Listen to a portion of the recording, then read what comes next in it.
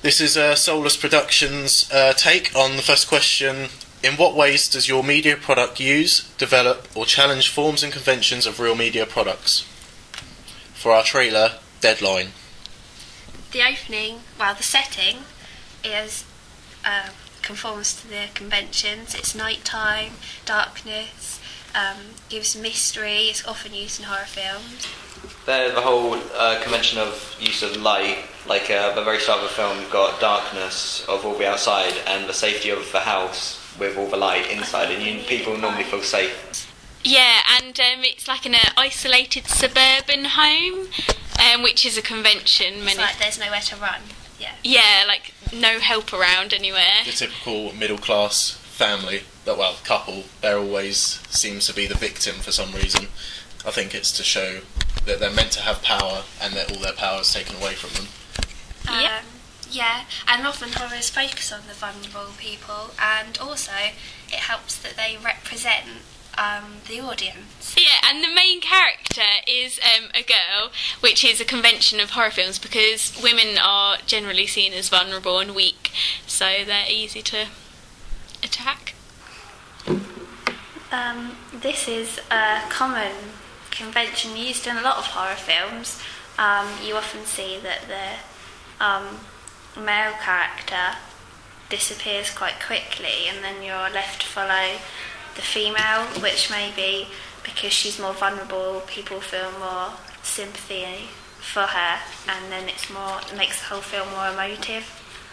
Yeah, because at the earlier part in the trailer, you hear Alex scream, and then you see Dean, try and find her, which would be conforming to the whole man saving woman in a lot of films, especially horrors.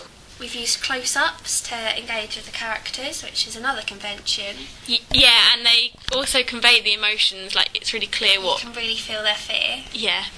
The use of handheld cameras that we've used puts the audience into the action, because we felt that if we just film the whole thing... It's like an outside perspective. From an outside perspective, we wouldn't get that raw emotion that you get from the action. Yeah, you feel just like you're involved with it, and you can feel the fear, which is a convention a lot of films have used handheld before. We think our first challenge, mainly, is that we've used point of view shots, mainly from the villain. There haven't been any from the point of view of the characters. Yeah, normally it's from the victim's point of view, so you feel their fear, but yeah, we thought we'd challenge it by doing something a bit different. We went from the villain because where he's so close that he could actually get our, shall we say, victim in this, Alex, we felt because he was so close, we'd portray the thought of the emotion for our audience that, oh my god, she will get caught.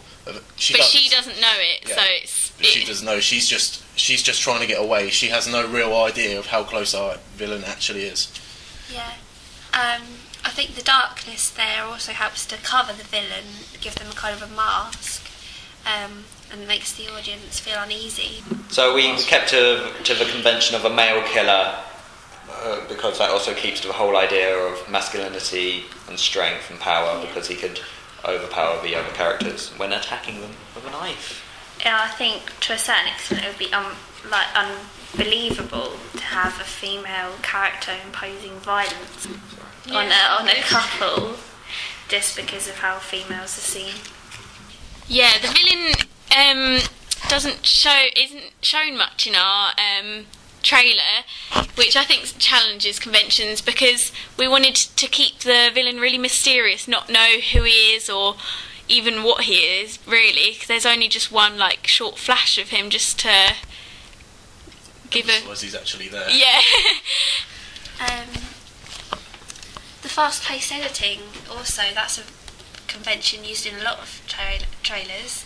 Yeah, because teasers are so short, you just want to get in lots of exciting action and just to keep it pumping and to build the tension really quickly as to draw the audience in. Because if it was slow, it would be seen as boring or potentially an artistic film, whereas this is really to play on emotions, which you need fast-paced, so people don't quite understand what's going on as they're bombarded by different... It's a disjointed picture of what's to come. Yeah, so it gives people like, oh, we want to see more, we want to know what's going to happen, we want to know what it's all about. Yeah, we want the audience to be a little bit intrigued but confused slightly, as to but also excited. Yeah. Pictures say 1,000 words. Yeah. Okay, because of the fast-paced editing, there wasn't really much time for conversations or too much dialogue, and we didn't really want a voiceover. We thought we'd challenge conventions by showing like our narrative through camera shots, mise-en-scène and lighting, rather than the dialogue, because we just... And because of the fast-paced editing as well, we didn't really feel that there was need to put any dialogue in, seeing as the pictures and what was unfolding on the screen really probably summed it up better than any dialogue would.